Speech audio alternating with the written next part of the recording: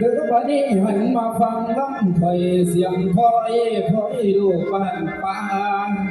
มาอาศัยถึงจนอยู่ในทุ่งนา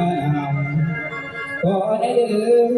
ขอฝากเชื่อทั้งทุกกายาได้นายกายทั้งเห็นดีแล้วฝากเบอร์สิ้นในความดังแต่ก็ยังพอบังว่าเรามาอาศัยอาจารย์เจ้าเคยดังมาก่อนเขียนก่อนทอดแต้มยังคงเสมอีกนั่นเดิมและปีนี้หลานได้เดิมเขาห่วงที่น้ำนี่แล้วเอาเสียงหวานแฟน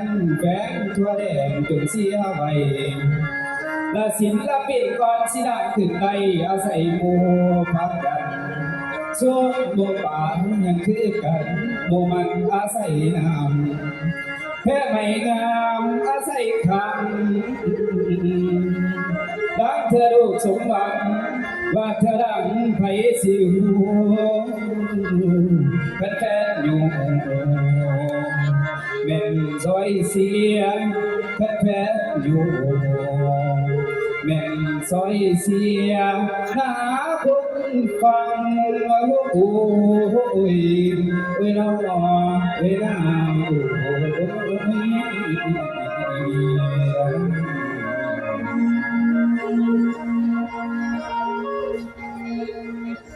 สบายดีพี่น้องผู้ขา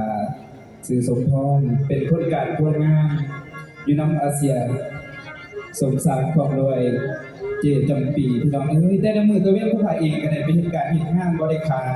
แต่ว่ามื้อนี้ซื้อน้ำน้องขึ้นไปหาเจจำปีวันสะก่อนน้องลาขึ้นมาหาอ้ายเบิ่งน่ะ